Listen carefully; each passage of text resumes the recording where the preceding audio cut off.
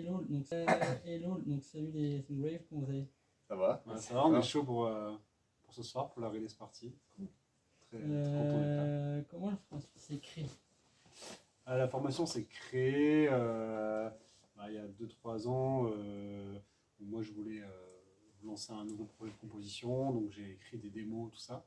Et après, j'ai recruté mes petits copains, là, Lionel avec qui j'avais déjà joué avant, Rock avec qui on avait partagé quelques scènes ensemble avec nos anciens groupes. Et on a mis du temps à trouver Emilien. On a essayé tous les chanteurs de Hauts-de-France avant de le trouver. Pourquoi Sungrave? Pourquoi Sungrave? Le nom du Oui, groupe? le nom du groupe. Ouais. Bah, c'est une image, c'est une ambiance, tu vois. Trouver un nom de groupe, c'est comme un nom de famille, mais sauf que tu peux choisir, quoi. Donc pour le coup, nous, ce qu'on voulait, c'était, que ça fasse ressentir quelque chose. C'était ça l'idée.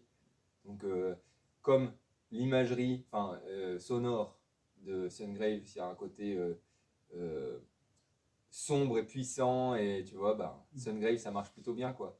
Et puis il y a aussi le délire...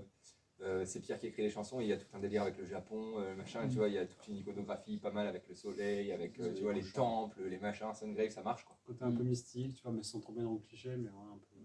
Tu avais dit un truc très bien, c'était là où le soleil se meurt. J'avais trouvé ça magnifique. Et tu as tout de suite une image qui te vient en tête. Voilà, c'est de la poésie en fait. Comment vous avez écrit vos chansons et morceaux? Alors, le process d'écriture, en fait, moi j'avais initié des démos. Après, je laissais la place à Lionel et Rock pour faire leur partie dessus. La partie de base, c'est Pierre, il amène l'essence du morceau, si tu veux. Et après, ça nous dit ou ça nous dit pas. C'est-à-dire que, est-ce que ça nous parle? Rock, il va mettre sa patte personnelle, tu vois. L'idée, c'est qu'on essaie chacun d'amener quelque chose, une orientation, notre personnalité dedans, tu vois, c'est ça. Et c'est un assemblage de 4 personnalités, vraiment, chaque morceau, c'est ça. Et c'est pas forcément... Pardon, vas-y. Vas-y, c'est pas forcément un truc qui coule de source. Ouais. Tu vois, ça peut même faire partie du jeu. Je sais que j'aime bien, moi, jouer à ce jeu-là, de prendre un point de vue exprès, un contre-pied. Tu vois, genre, si l'idée, voilà, c'est assez lisible, on comprend que le morceau est censé être lourd, halftime, assez sobre, voilà, et ben je vais faire exprès, moi, d'aller chercher ailleurs pour le tirer là où il n'est pas censé aller. Qui sait? Tu vois, si ça tombe, on va... En général, a priori, ça plaît pas, puis on le déforme. Tu vois. Ouais. Et finalement, tu t'y fais et tu te rends compte que putain, ça défonce. Ouais, et c'est ce qui ramène crée... le côté original dans les chansons. C'est ça, exactement. Ouais. C'est ce qui crée notre originalité, en fait. Et pour les textes, souvent, on se met à tous les deux, puis en fait, ça se répond, soit c'est Emilien qui a les idées, soit c'est moi, puis pareil pour les paroles. Il y a des textes qui viennent que de toi, il y en a quelques-uns, 2-3 qui viennent que de moi, il y en a où c'est les deux, on a des brives. Les top lines, c'est soit toi, soit moi. Mais par contre, il valent le coup d'être lu. Pour le coup, c'est vrai. Non, mais sans blague. Il y a vraiment de la poésie. De la recherche un peu, ouais. On essaie toujours dans les textes de faire un côté un peu métaphorique, tu vois, de pas être trop dans... que en fait, tu peux interpréter le texte comme tu l'entends selon ton vécu à toi aussi, tu vois. Pour l'enregistrement de l'album, comment l'avez-vous enregistré? L'album, nouvel album. Classico, quoi. On allait dans le studio, quoi. Qu'est-ce que tu veux dire? Comment, enfin, quel état d'enregistrement, je peux prendre celle-là. En fait, ce qu'on a fait, c'est qu'on a commencé à maqueter. C'est-à-dire que comme il amène la base, chacun on fait travailler le morceau. On se l'échange, on se le passe, on essaie de voir ce qui nous plaît et ce qui nous plaît pas.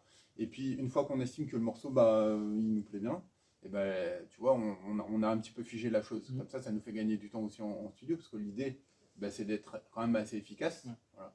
Et après, c'est de façon traditionnelle. C'est-à-dire qu'on commence à enregistrer la batterie, prise de basse généralement, guitare, et puis après les voix où on a un petit peu tous participé, parce que l'idée c'est d'essayer d'étoffer le son, tu vois, d'amener d'autres textures, d'amener d'autres idées, on a pu, alors, quand même malgré le fait qu'on avait la trame, on a quand même pu un peu innover, essayer de sortir un peu de il y a des morceaux qu'on a finalisés en studio d'ailleurs, au niveau des chants. Des chants. On a un peu ce côté un peu plus urgent. On a fait ça au Boss Hog, chez Clément Decroix. Et c'est Olive Servanx qui a fait mix et qui fait l'ingénierie du process. Quelles sont vos inspirations pour la compo? Très bonne question. Ouais. Parce qu'on a, En fait, sont on tous est différents. tous les 4, on n'écoute pas les mêmes choses. C'est ça. Quoique vous Ah, rejoignez un ouais, petit ouais. peu quand même, Pierre. et Ah, toi. moi j'aime bien tout ce qui est tu vois, la vibe années 2000, entre les trucs très un peu grunge ou alors les trucs un peu, tu vois, à la Deftones, tout cet univers-là, c'est un peu, mon berceau. Et après, j'aime bien toute la scène un peu post-hardcore aussi de ces années-là. Même si Sun Grave, c'est pas vraiment un projet post-hardcore dans les clichés du truc, tu vois, mais moi c'était un peu mon influence. Et ce qui est cool, c'est vrai que comme tu disais, c'est que chacun a ramené ses différents trucs. C'est ça. Je vous laisse un peu développer vos côtés, vos influences à vous. Mais... Moi, je crois que j'ai le côté plus, peut-être plus, bizarrement, peut-être le côté le plus sobre. J'en sais rien, peut-être, j'en sais rien. Non, c'est peut-être pas ça. Dans les styles, c'est plus pop, on va dire. Moi, je suis le Ouais. popiste de la bande, je crois. Hein. Et bah, j'aime bien aussi le rock, mais les trucs un peu FM et tout, c'est ça ma cam, moi. Les musiques trop extrêmes, machin, j'ai jamais tellement eu ça dans ma culture, je crois. Et je pense que comme Rock, il n'a pas forcément la même culture que nous. Nous, avec Pierre, même Emilien, on a des attendus par rapport à la batterie parce qu'on sait, on connaît les clichés, tu vois, ce qu'on attend. Quoi. Et il nous sort un espèce de truc à chaque fois. On dit, mais qu'est-ce que c'est que ça? Et justement, l'idée c'est ça au départ, c'est vrai, on se dit toujours, c'est ce qu'il disait tout à l'heure. Je pense que ça participe vraiment à la singularité. Ouais, mais ça peut être chiant un peu, non, au début, en vrai. Au début, ouais, quand Bon, on nous décolle du 2-3 morceau. fois, ouais, c'était Je dis, sûr. putain, mais qu'est-ce qu'il m'a encore fait quoi. Et en fait, ouais, c'est forcément, tu casses un peu l'attendu. Ouais. Mais c'est ça qui fait la singularité du projet. Parce que pourquoi? Parce qu'en fait, à la base, on s'est dit, est-ce qu'en fait, on a eu la discussion avec Pierre, il ramène les chansons à la base, tu sais, le projet, c'est lui qui le porte et tout. Mais on s'est demandé, est-ce que c'est un groupe ou est-ce que c'est ton projet qui porte un autre groupe? Mais est-ce que c'est ton projet, tu vois? Et en fait, Pierre répondait qu'il avait plutôt envie que ce soit un groupe. C'est pour ça qu'on a aussi le devoir, dans l'idée, si on veut participer au groupe, bah, de ramener du sel, quoi. Il faut que ce soit un truc qu'il n'ait pas déjà mis dedans, ou que c'est ça, c'est vrai que c'est un peu, c'est un peu la mission. Moi, quoi. j'ai sa base généralement de guitare, et moi je suis bassiste, et l'idée c'est que j'essaie de faire partir le morceau ailleurs. Et dans ma tête, moi j'essaie toujours de faire évoluer quelque chose, qu'il se passe quelque chose. Je ne me contente pas des fondamentales ou ce genre de choses. Ce que j'essaie, c'est d'amener quelque chose ailleurs qui amène le morceau quelque part. Et il a exactement la même démarche au final. Ah oui. Ah oui. Et moi, j'essaie de généraliser un petit peu la chose, justement d'être là où on peut potentiellement nous attendre. Parce que laisse tomber, il arrive sur un terrain boueux, lui. Hein. Non, mais c'est vrai. Ouais, mais après, je mets des pneus cross, tu vois. D'un sens, ça va, mais ouais, c'est histoire de que. Ah là, j'entendrais bien ça. Essayer d'être dans la tête de la personne, de l'auditeur, et se dire qu'est-ce qu'il entendrait là, tu vois. Tout en gardant notre patte, évidemment. Mais une bonne top line, enfin, aller chercher midi à 14h pour trouver une bonne top line, c'est pas le bon process. C'est soit elle vient, et là tu sais que tu en es une bonne. Ça nous est arrivé sur Quicksense. Quicksense, ça arrivait en 4 secondes. Quoi. Ouais, il faut écouter Quicksense, elle est bien celle-là. La top line, alors c'était du yaourt, hein, on n'avait pas encore les paroles. La top line, en fait, c'était tellement limpide et tellement simple d'écrire une top line là-dessus, et en fait, c'est peut-être notre morceau préféré. Ouais, c'est vrai. Ouais. Et un des moins vénères. Un des Je sais pas, ok. Et un des plus lourds. C'est un des plus lourds. moins vénère, ouais, elle est plus progressive et tout. Ouais. C'est une histoire, quoi. C'est une histoire. Quel est votre objectif pour vous départager des groupes de la scène alternative française ou locale? Nous, on préfère, idéalement, c'est si on peut régler ça dehors, quoi. Voilà. Donc c'est pour ça qu'on s'est dit, ok, est-ce qu'on prend genre une meuf dans le groupe? On a voulu faire l'avantage. Lui, j'ai pris que les costauds. Voilà. Lui, j'ai pris parce qu'il est grand et costaud, c'est tout. Hein? Je sais pas encore ce que je fous là. Et moi, j'ai déjà fait du yoga. Voilà. La pépite pong ou ça? Non, mais sinon, voilà, ça rejoint ce qu'on disait avant, c'est garder un peu ce côté très singulier, en fait, où l'idée, c'est pas de dire on veut faire un groupe grunge, on veut faire un groupe métal, enfin, on veut faire ce qu'on aime bien. Voilà. Plein de fois, c'est arrivé qu'on se dise est-ce que je suis le bon gars? Est-ce que tu sais, on est la bonne équipe et tout ça? Et à chaque fois, la réponse, c'est bah, en fait, c'est parce que c'est toi, oui. Donc l'idée, c'est genre de rester, de cultiver nos personnalités à chacun. Ça fait Sun Grave, ça qui fait Sun Grave. Si après un jour il y a un gars qui change, je pense que ça changera vraiment la saveur. Quoi. Pas forcément pour une mauvaise chose, mais ça changera la saveur. Il y a des bouts de nous dans chaque chanson, c'est vrai. Tu parles bien quand même. Je parle trop, vas-y, ferme ma bouche. J'aime bien. Il faudrait que tu fasses un podcast. Non, ouais. Salut les petits choux, c'est Renaud Roubaix. Ça va, j'ai une image quand même. En vrai, pour répondre à ta question, il n'y a pas vraiment. On ne cherche pas, tu vois, rentrer en concurrence ou se dire qu'est-ce qu'on fait pour sortir. En fait, on se contente d'essayer d'exister et de développer notre personnalité avant tout, tu vois.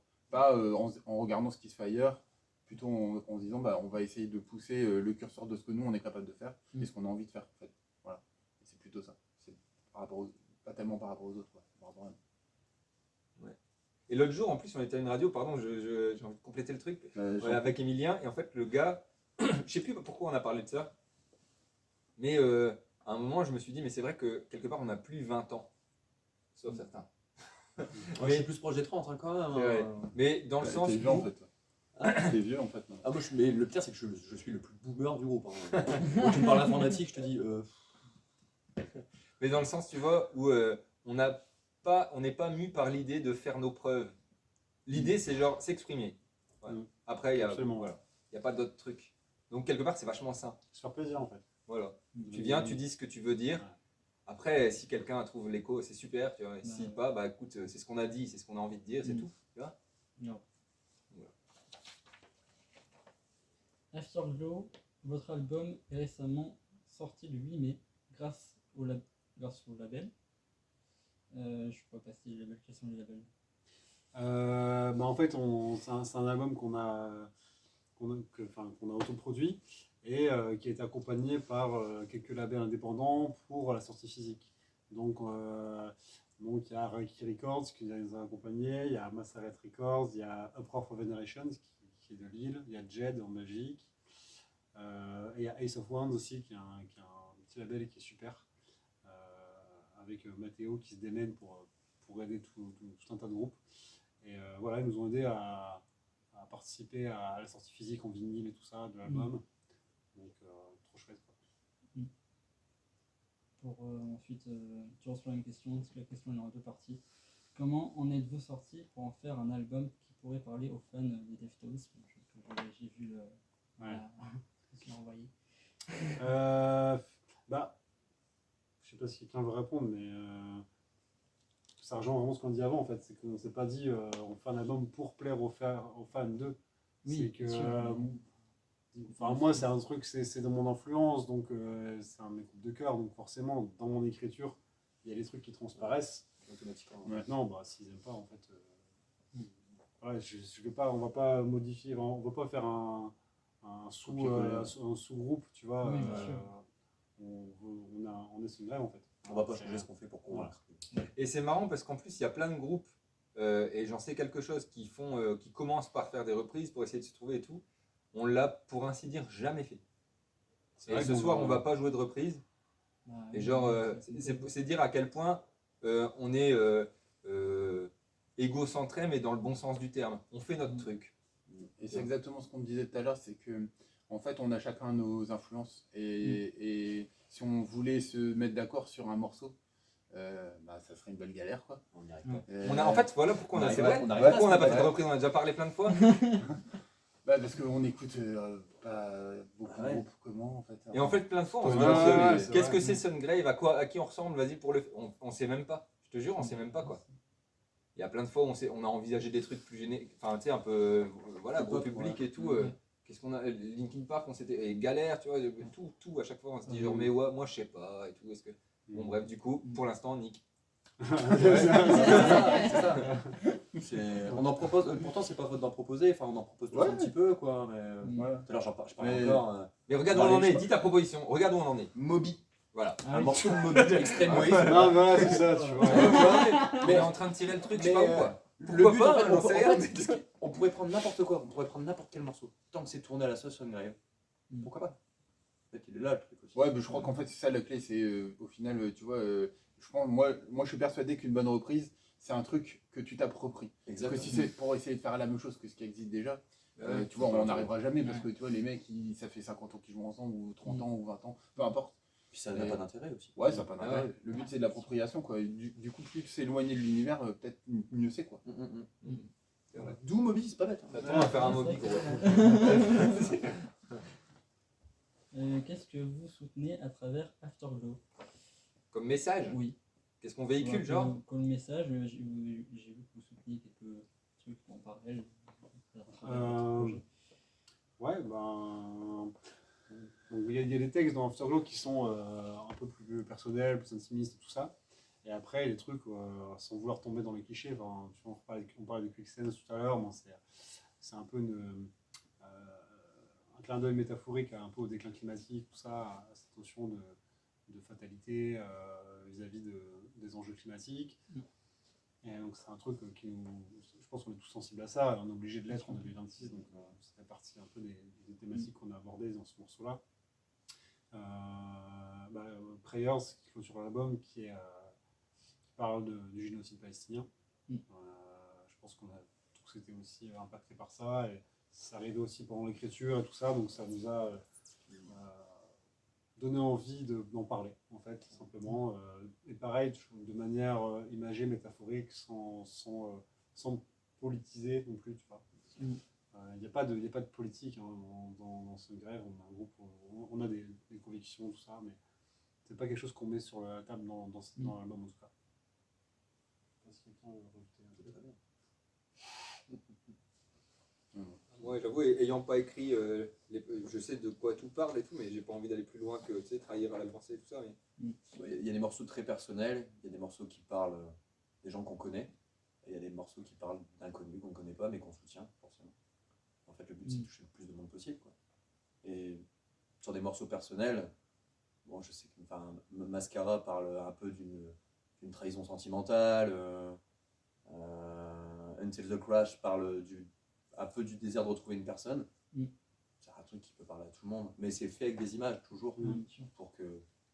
Voilà, on a toujours son... Ouais, comme on disait, que chacun puisse faire son propre On revient toujours à l'image, finalement. Mais ça marche très bien.